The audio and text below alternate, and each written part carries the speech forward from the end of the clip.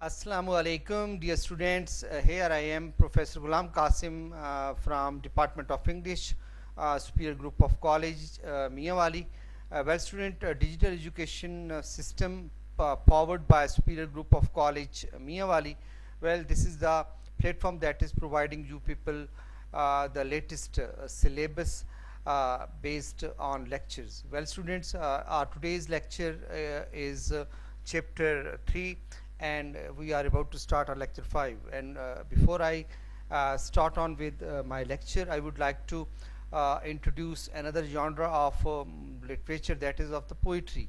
You have gone through the prose in first two chapters, first two chapters of your syllabus. Now we are about to embark on with the poetic work. Poetry is a sort of uh, different genres as compared to other genres, because it has got different technique, different temperament, and different atmosphere altogether. So today we are about to start the Echoing Grain, written by William Blake, a renowned poet. Well, this poet has fame all around the world, all around the universe as a literary figure. So this poem carries much more for the understanding, for the deliberation, for the consideration, students. So this poem basically depends on a different kind of mentality felt by the poet, being a child and then being a grown up old person. So let's start. Before we start, I would like to give some introduction of the writer. This is William Blake. He was born on 28th November 1757 and died on 12th August 1827. Was an English poet. ایک English poet تھے، painter, اور اس کے ساتھ ساتھ ایک اعلیٰ پائے کے مصور بھی تھے، اینڈ پرنٹ میکر، اور پرنٹ میکنگ کے شعبے سے بھی وابستہ تھے. لارجلی ان ریکگنائز ڈیورنگ ہز لائف. ہوتا ہے اس طرح سے کہ جب تک وہ زندہ رہے تو وہ ایک گمنامی کی زندگی بسر کرتے رہے، بہت کم شہرت ان کی جو ہے نا وہ سامنے آئی. Blake has become a seminal figure in the history of the poetry. اور جب ان کی شہرت، جب ان کا ورک جو ہے پرنٹ ہوا اور بعد میں دنیا کو دیکھنے کو ملا، تو انہیں ورلڈ فیم جو ہے وہ حاصل ہوئی، لائم لائٹ میں آئے وہ، and a visual art of the romantic age. اور جو پوئٹری کے اندر ایک میجر ڈائمنشن چینج ہوئی رومانٹک ایج کی شکل میں، اس کے پرومیننٹ فگر تھے. جتنے بھی لیک پوئٹس تھے ان کے ساتھ اگر ہم کنسیڈر کریں ان کو، تو he lived in London his entire life. اور پوری زندگی انہوں نے لندن میں ہی گزاری، except for 3 years spent in Felpham. ہاں، آخری 3 سال جو ہیں وہ چند ایک 3 سال ہم کہہ سکتے ہیں کہ فیل فارم کے مقام پہ انہوں نے گزارے. He produced diverse and symbolically rich collection of works. اگر ان کی پوئٹری کا تجزیہ ہم دیکھیں تو ان شارٹ میں بتاؤں، کہنے کو تو بہت کچھ ہے لیکن میں شارٹ وقت کی قلت کی وجہ سے، ان کی جو پوئٹری ہے بہت زیادہ سمبولک ہے، بہت زیادہ علامت کا پہلو جو ہے ان کی پوئٹری کے اندر ہمیں دیکھنے کو ملتا ہے. اور ڈائیورس یعنی مختلف اسٹریٹا آف لائف جو ہے، مختلف زندگی کے شعبۂ زندگی جو ہیں ان سے متعلقہ ہے. ٹھیک ہے. رچ کلیکشن آف ورکس ہے وچ embraced the imagination as the body of the God اور ہیومن ایگزسٹنس اٹ سیلف.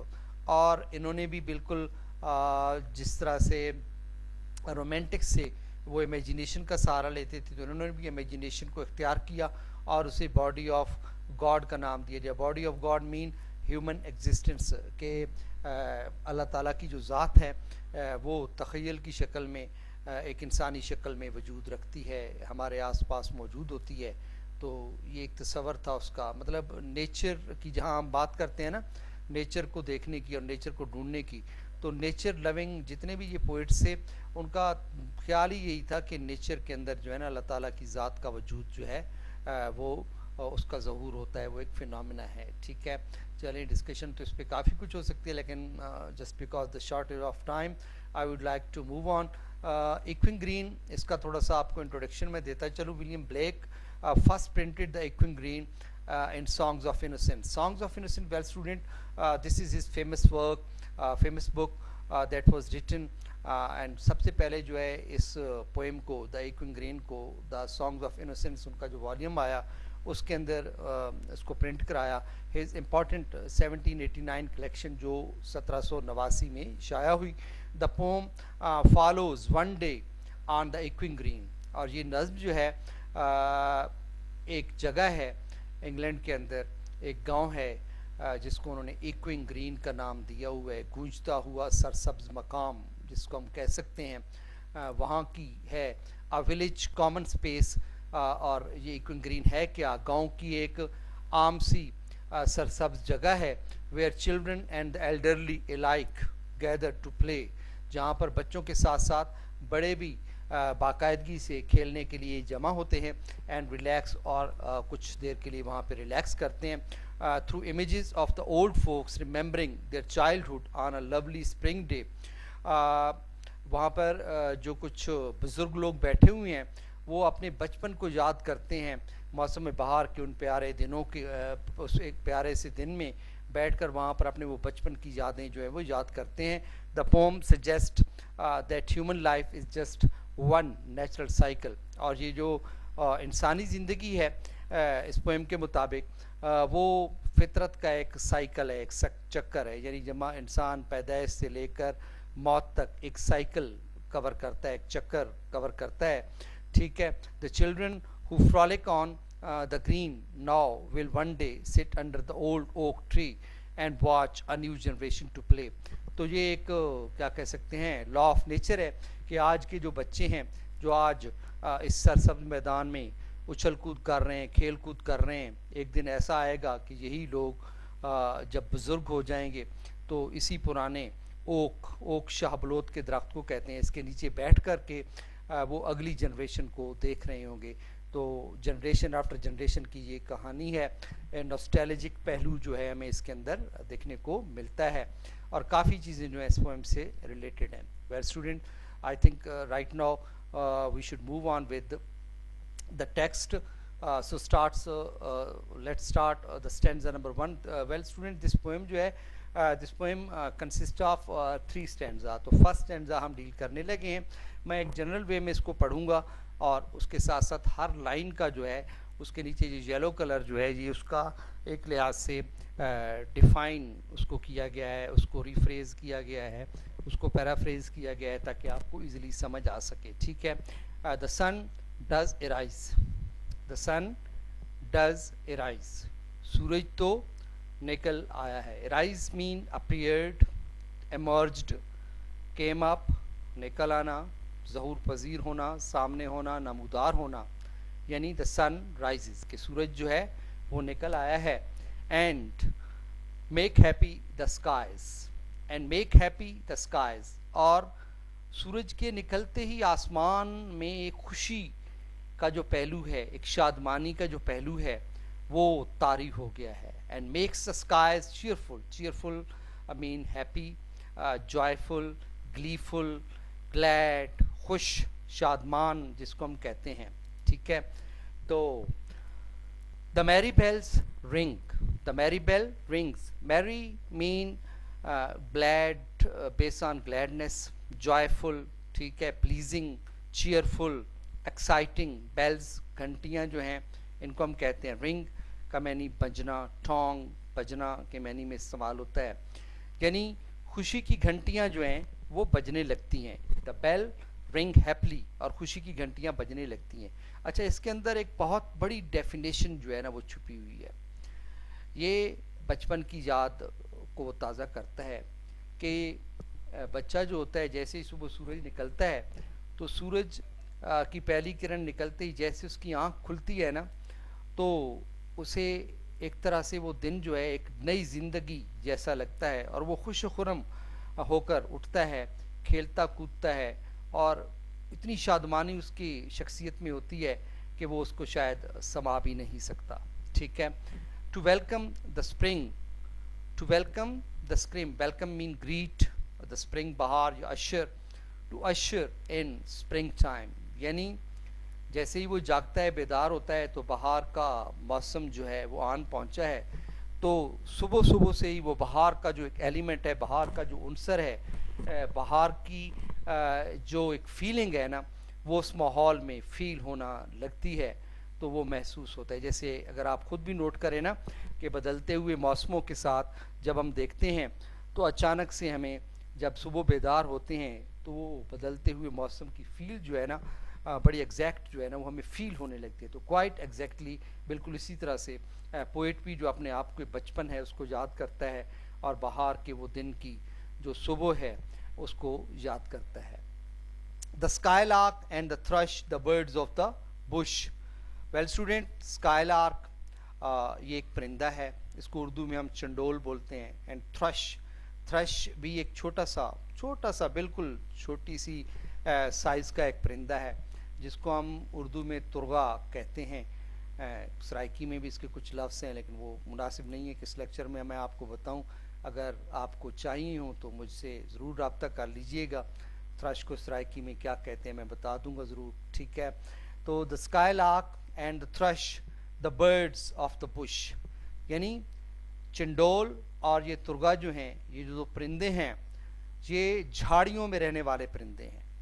تو اس کو کیسے بیان کیا گیا, آل دا سانگ برڈس, اور یہ چرپنگ کرتے ہیں, ٹویٹرنگ کرتے ہیں, اور نیچرل ایک میوزک کریٹ ہوتا ہے سانگ کی شکل میں ان کی آواز سے. تو یہ تمام جو پرندے ہیں جیسے گاتے ہوں, گنگنانے والے, ہمنگ کرنے والے پرندے ہیں. Like the skylark and thrush, یہ sing louder around to the bell cheerful sound. Sing louder around یعنی ان کی آواز میں اچانک سے ایک تیزی, ایک شوخی جو ہے وہ پیدا ہونے لگتی ہے. To the bells cheerful sound, اور ان کی آواز میں بالکل گھنٹیوں جیسی چیئرفل, گلیفل, ایک خوشگوار پلیزنٹ آواز جو ہے نا وہ پھوٹنے لگتی ہے. اور یہ کیوں ہوتا ہے؟ بہار کی آمد, ٹھیک ہے. بہار ایک ایسا ایلیمنٹ ہے جس کو بہار کو اکثر رینیول آف لائف کا میٹافر مانا جاتا ہے کہ یہ زندگی کا احیاء ہوتا ہے. جیسے زندگی مرنے کے بعد دوبارہ جنم لیتی ہے تو یہ اس کو کہتی ہے. لیکن اس کے پیچھے ایک اور محرک بھی ہے. یہ جس بہار کی بات کر رہے ہیں یہ کیوں کر رہے ہیں؟ یہ بہار وہ بہار نہیں ہے جو ہمارے ہاں آتی ہے. ہمارے ہاں تو سیزن جو ہے نا بڑے نارمل ہیں. یہ بیسیکلی انگلینڈ کی بہار کی بات ہو رہی ہے. انگلینڈ کے اندر جاڑے کا موسم جو ہے, سردیوں کا موسم, وہ جس طرح سے وسلنگ آف دا ورڈز کے اندر ڈی ایچ لارنس نے کہا تھا ڈیتھ کا سیزن ہوتا ہے, انہوں نے اس کو ڈیتھ کا نام دیا. اور بہار کے بعد کی جو زندگی ہے وہ زندگی یا لائف انہوں نے قرار دی. تو یہ اس بہار کی بات کر رہا ہے, ٹھیک ہے. کہ اردو میں بھی کئی اگر شعر ہم دیکھیں تو اس سینس میں ہے کہ جب بہار آئی تو صحرا کی طرف چل نکلا, ٹھیک ہے. تو یہ بہار باد نو بہار کی بات جس طرح ہونے لگتی ہے, احساس دلاتی ہے. تو بالکل سیم. سنگ لاؤڈر یعنی پرندوں کی آواز اچانک بدل گئی ہے. سردیوں کے مارے ہوئے پرندوں کی آواز تو دب چکی تھی, ان کی چہچہاٹ تک سردی کی اس شدت کی وجہ سے سنائی نہیں دیتی تھی. لیکن اب اچانک سے یہ جو تھرش ہے, یہ جو اسکائی لارک ہے, ان کی آواز میں ایک شوخی سی پیدا ہو گئی ہے اور چہچہاٹ جو ہے وہ بڑھنے لگی ہے. Sing even louder in order to match the happy sound of the bells. Sing even louder. اور یہ پرندے پہلے سے کہیں زیادہ بلند آواز میں جو ہے نا وہ گانے لگتے ہیں, to match the happy sound of the bells, تاکہ بہار کی جو بجتی ہوئی گھنٹیاں ہیں اس کے ساتھ اس کو جوائن کر سکیں, اس کے ساتھ میل کھا سکیں ان کی آواز, مطلب ان کے ساتھ چلنے کی کوشش کرتے ہیں. اگلی line, while our sports shall be seen on the echoing green. while کہتا ہے جب بہار آتی ہے تو ہمارا جو کھیل کود ہے shall be seen وہ دکھائی دیتا ہے on the echoing green, اور سرسبز مقام پر, وہ جو میدان ہے, جو وہ گراؤنڈ ہے, وہ جو جگہ بنی ہوئی ہے, جو وہ سینک بیوٹی والی ایک جگہ ہے وہاں پہ, ٹھیک ہے. تو ایگزیکٹلی زندگی دوبارہ سے ایک لحاظ سے ہم کہیں تو لوٹ آتی ہے. And all the while we are out playing on the echoing village common. کہتے ہیں پھر جب بہار کے دن آتے ہیں تو اس دوران ہم سب لوگ اس سرسبز آواز سے گونجتے ہوئے گاؤں کی اس جگہ پہ, گاؤں کے اس مقام پہ اکٹھے ہو جاتے ہیں اور ہماری آواز جو ہے وہ سنائی دے رہی ہوتی ہے. آگے بڑھیں گے, اسٹینڈا نمبر 2 پہ میں جاؤں گا. Old John with white hair does laugh away care. ایک بوڑھا ہے جس کا نام جان ہے ود وائٹ ہیئر اور اس کے بال سفید ہیں. Does laugh away care. Care mean worry, anxiety, trouble, tribulation, مصیبت, مشکل, تکلیف. Does laugh away, laugh away mean ہنستے ہوئے ریجیکٹ کر دیتا ہے. مطلب ایک بزرگ ہے جو وہیں درخت کے نیچے آ کے بیٹھتا ہے اور بچوں کو کھیلتے ہوئے دیکھ کر, اس کے بال سفید ہیں, کھیلتے ہوئے دیکھتا ہے تو اس کے چہرے پہ تو بڑی اداسی ہوتی ہے, بڑا مرجھایا ہوا چہرہ ہوتا ہے. لیکن بچوں کی اٹکیلیاں دیکھ کر, بچوں کو چلتا کودتا بھاگتا دوڑتا دیکھ کر وہ اپنے سارے غم بھول جاتا ہے. بہت سارا ایک لحاظ سے دوبارہ اپنے بچپنے میں چلا جاتا ہے, جہاں بچپن وہ آپ کو پتہ ہے زمانہ ہے جہاں کوئی مسائل, کوئی مشکلات, کوئی دکھ نہیں لگتا, کوئی تکلیف نہیں لگتی. انسان اپنی من کی موج میں کھویا ہوا ہوتا ہے. ٹھیک ہے, تو وہ بھی وہی سوچنے لگتا ہے کہ میرے بچپن کے دن کتنے اچھے تھے دن. ٹھیک ہے, تو یہ بالکل اسی طرح سے ہے, میرا بچپن کسی مول لا دے کوئی. ٹھیک ہے, تو یہ وہی والی بات ایگزیکٹلی. وہ بیٹھ کے بیچارہ ہنس رہا ہے, اندر ہی اندر روتا بھی ہے اور بظاہر وہ ہنس رہا ہے, اور تمام غم جو ہے وہ بھلانے کی کوشش کر رہا ہے. Okay G, next line.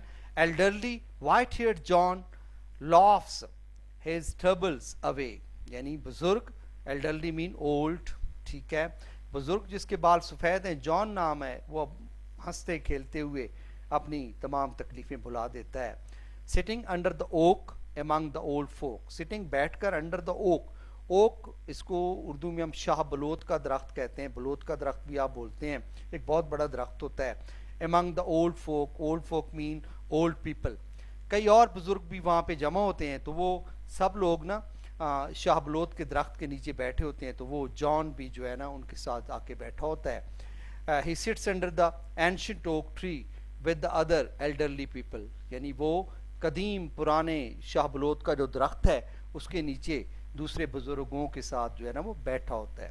They laugh at are پلے. وہ ہمارے کھیل کود کو دیکھ کر ہنستے ہیں. They chuckle, chuckle mean laugh, ہنسنا.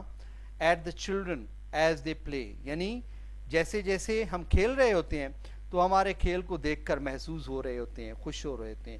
یہ چیز تو کامن سی بات ہے, آپ نوٹ کریں گھر میں بھی کہ بچے وغیرہ جب کھیل کود کر رہے ہوتے ہیں تو یہ بزرگ بڑے انعماق سے بیٹھ کر اس سے محظوظ ہو رہے ہوتے ہیں. In fact they are trying to relive their childhood. اصل چیز یہ ہے کہ وہ دوبارہ اپنے بچپن کو ریلیو کرنے کی کوشش کر رہے ہوتے ہیں, دوبارہ اپنے بچپن کو جی رہے ہوتے ہیں, اپنے بچپن میں جانے کی کوشش کر رہے ہوتے ہیں. اینڈ سون دے آل سے such were the joys. And soon they all say, اور جلد ہی وہ یہ سب کہنے لگتے ہیں, such were the joys, کہ یار کیا زمانے تھے, کیا خوشیاں تھی, کیا مسرتیں تھیں جب کوئی غم نہیں تھا, کسی چیز کی فکر نہیں تھی, کسی چیز کی کوئی پریشانی نہیں تھی, کوئی مسئلے مسائل نہیں تھے. Remembering we used to play just like that. اور وہ یاد کرتے ہیں کہ کبھی ہمارا بھی زمانہ ہوا کرتا تھا جب نہ کوئی تکلیف, نہ پریشانی, نہ دکھ, ہم خوشی سے کھیلا کرتے تھے. When we all, girls and boys in our youth time were seen on the echoing green. جب ہم تمام لڑکے لڑکیاں اپنے جوانی کے اس زمانے میں کھیلتے ہوئے ایکوئنگ گرین کے اس مقام پر دیکھے جاتے تھے, سبز مقام پر دیکھے جاتے تھے. مطلب وہ ایسا زمانہ تھا کہ جب کسی قسم کا کوئی پریشانی نہیں ہے, کوئی مسئلہ نہیں ہے, چاہے گرلز ہیں بوائز ہیں, وہ ایک دوسرے کے ساتھ اٹکیلیاں کھیل کود میں مشغول ہیں. when we were little children on the village common. مطلب جب اسام سے گاؤں کے سامسی مقام پر جب ہم بچے ہوا کرتے تھے تو کھیلا کرتے تھے. well student, next, no more can be merry. no more can be merry. merry mean happy, pleasant, pleased, happy, خوش. no more can be merry. اب ہم مزید خوش نہیں رہ سکتے. مطلب اب وہ زمانہ گیا, اس پہ اب ان میں ایک ریمورس, ایک پچھتاوا, ایک ندامت فیل ہوتی ہے ان کو کہ کاش کہ وہ دن ہمارے لوٹ آئیں, لیکن چاہنے کے باوجود بھی وہ دن اب لوٹنے کے نہیں ہیں, اور وہ چاہ رہے ہیں کہ ہم دوبارہ کاش اسی طرح خوش ہوں. At last the children are too tired to play anymore. اور وہ بچے بھی جو ہے نا وہ اب کھیل کودنے سے تھک گئے ہیں, اکتا گئے ہیں. آپ کو پتہ ہے ایک حد ہوتی ہے. دا سن ڈز ڈسینڈ, اور اتنے میں ڈسینڈ مین گو ڈاؤن, سیٹ غروب ہو جانا, سورج اتنے میں غروب ہونے لگتا ہے. And our sports have an end, اور سورج کے غروب ہوتے ہی ہمارا جو کھیل کود ہے اس کا بھی اختتام ہوا چاہتا ہے. دا سن گوز ڈاؤن, سورج غروب ہو جاتا ہے. And our games are over, اور ہمارا کھیل کود ختم ہو جاتا ہے. Round the laps of their mothers many sisters and brothers. پھر کیا ہوتا ہے, پھر وہی پرندوں والی حالت کہ بچے اپنے اپنے گھروں کو دوڑتے ہیں. راؤنڈ دا لیپس, لیپس مین گود آف دیئر مدرز, سب بچے اپنی ماں کی مامتا کی گود میں جا کے بسیرا ڈھونڈتے ہیں آرام کرنے کے لیے. مینی سسٹرز اینڈ بردرز, جہاں پر کئی بہن بھائی اکٹھے ہوتے ہیں اپنی ماں کی مامتا کی اس گود میں. Children crowd into their mothers laps, یعنی بچے اپنی ماں کی گود میں, ماؤں کی گود میں جا کے جمع ہوتے ہیں پورے دن کے تھکے ہوئے, اور وہاں پہ ایک طرح کا مامتا کی جو چاشنی ہے, مامتا کی جو گرماہٹ ہے, کوزینس جو ان کو فیل ہوتا ہے, تو وہ وہیں پہ سو جاتے ہیں. آگے بڑھیں گے. Many sisters and brothers children crowd into their mothers laps. Well like birds, stanza number 3 ہے, لاسٹ ہے, ہم اس پہ آ رہے ہیں. Like birds in their nest are ready for the rest, اور وہ بچے بھی اب پرندوں کی طرح اپنے اپنے گھونسلوں میں, یعنی ماں کی گود جو ہے میٹافوریکلی ان کے نیسٹ سے وہ مترادف قرار دی گئی ہے. Are ready for the rest, اور اب وہ آرام کرنے کے لیے تیار بیٹھے ہیں. Like little birds getting ready to sleep in their nest, بالکل ایسے ہی جیسے چھوٹے چھوٹے پرندے جو ہیں اپنے گھونسلوں میں آرام کرنے کے لیے, بسیرا کرنے کے لیے تیار بیٹھے ہوں.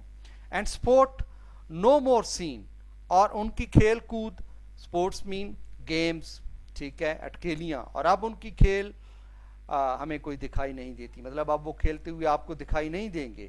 آن دا ڈارکننگ گرین, اور اب وہ سرسبز میدان جو تھا گاؤں کا اس پہ بھی اندھیرا, ڈارکننگ مین گلومینس, اندھیرا, تاریکی جو ہے وہ طاری ہو چکی ہے, اس پہ اندھیرے کی چادر جو ہے وہ پڑ چکی ہے.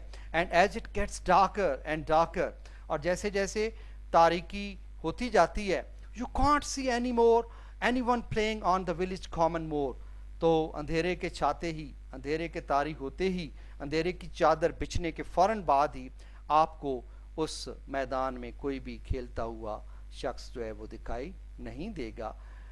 That's it, students. I hope so.